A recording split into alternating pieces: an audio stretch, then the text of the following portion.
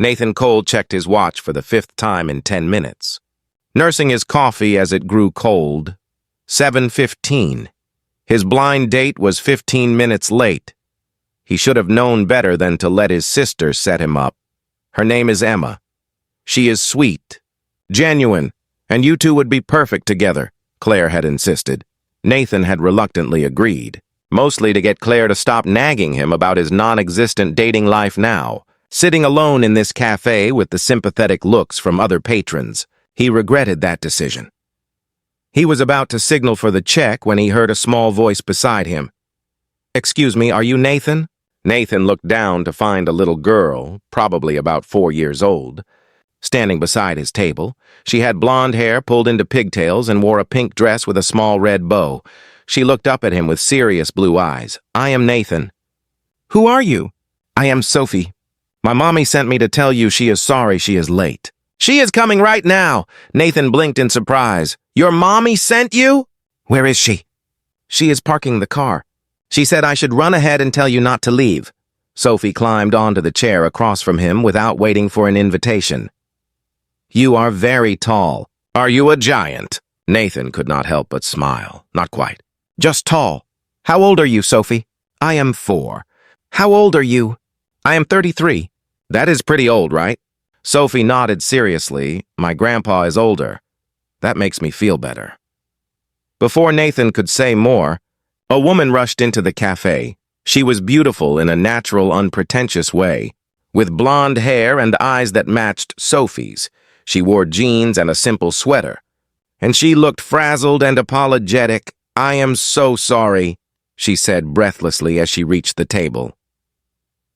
"Sophie, you were supposed to wait for me at the door. But, Mommy, you said to tell Nathan not to leave, so I came to tell him." The woman looked at Nathan, her cheeks flushed with embarrassment. "I am so sorry. I am Emma, and this is my daughter Sophie, who apparently does not follow instructions." "I did follow instructions," Sophie protested. "You said tell Nathan." "I told Nathan." Emma sat down and covered her face with her hands. "This is not how I wanted this to start. I am 15 minutes late, my daughter ambushed you, and I'm pretty sure I have baby food in my hair." Nathan laughed. "Actually, this is the most interesting blind date I have been on. And for the record, I do not see any baby food." Emma looked up, checking her reflection in the window. "Oh, thank God. I was with my neighbor's baby before this, and she has this habit of throwing pureed carrots. So you come with a toddler chaperone," Nathan said. Looking at Sophie, "I hope that is okay. I was supposed to have a babysitter," Emma said, "but she canceled last minute. And I did not have your number to let you know. I almost canceled entirely, but your sister Claire has been trying to set this up for months, and I did not want to stand you up." "I appreciate that, though I would have understood." Sophie, who had been quiet for approximately 30 seconds, spoke up. "Mommy, can I have hot chocolate? May I have hot chocolate?" "And yes, you may." Nathan signaled the waiter and ordered hot chocolate for Sophie and fresh coffee for Emma and himself. "So," Emma said, "your sister probably told you I am a single mom. I should have mentioned that earlier, but Claire said she wanted it to be a surprise, which in hindsight was probably not the best plan." "Claire has a lot of plans that are not the best," Nathan agreed, "but this one might not be so bad. Sophie is delightful." Sophie beamed at him. "I like you." "You are nice, thank you." "I like you too," Emma smiled, some of the tension leaving her shoulders.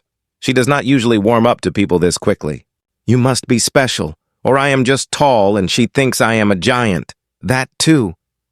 They talked as Sophie drank her hot chocolate, and Nathan found himself genuinely enjoying the evening. Emma was funny and self-deprecating. "Honest about the challenges of single motherhood. Sophie's father left when I was 6 months pregnant," Emma said quietly. When Sophie was distracted by coloring on a napkin, he said he was not ready to be a father. "I have not heard from him since. I am sorry. That must have been incredibly hard." "It was. But I have Sophie, and she is the best thing that ever happened to me. Even when she ruins my blind dates by running ahead, she did not ruin anything. If anything, she made it better as the evening went on." Nathan watched Emma interact with Sophie, the patience when Sophie spilled her hot chocolate, the gentle correction when Sophie got too loud, the love in every gesture and word. You are a good mother. Nathan said. Emma looked surprised. Thank you. Most guys run when they find out I have a kid. Then they are idiots. Being a mother is not a flaw. It is proof that you are capable of putting someone else first, of loving unconditionally. Emma's eyes filled with tears. That is the nicest thing anyone has said to me in a long time. After dinner, Nathan walked them to Emma's car. Sophie held Nathan's hand, chattering about her preschool and her favorite cartoons. She really likes you, Emma said. I really like her too. And I like you, Emma. Can I see you again? Really? Even with the chaos of having a 4-year-old? Especially with that. Emma, I am not looking for perfect. I am looking for real. And you and Sophie are the most real thing I have encountered in years. Emma smiled. I would like that. Over the next few months, Nathan became a regular part of Emma and Sophie's lives. He showed up at Sophie's preschool. Performances, he helped Emma fix things around her apartment, learned that Sophie liked her sandwiches cut in triangles and would not eat anything. Green, he learned that Emma hummed when she cooked and cried at sappy movies, and he fell in love with both of them 6 months after that first blind date. Nathan took Emma and Sophie to the park. I have something I need to ask Sophie, he said. Sophie ran over. Her face flushed from playing. What is it, Nathan? Nathan knelt down to her level. Sophie, I love your mommy very much, and I love you too. I want to ask your mommy to marry me, but I need to know if that is okay with you first. Sophie's eyes went wide. You want to be my daddy?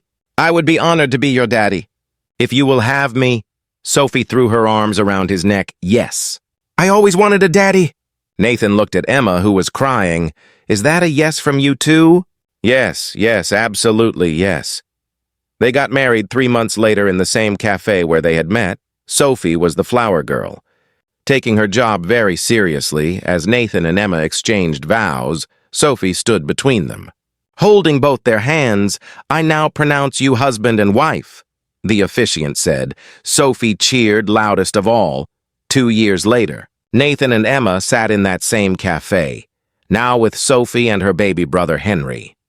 Do you remember the first time we met here? Emma asked. How could I forget? Sophie ambushed me. I did not ambush. Sophie, now 6, protested. I introduced.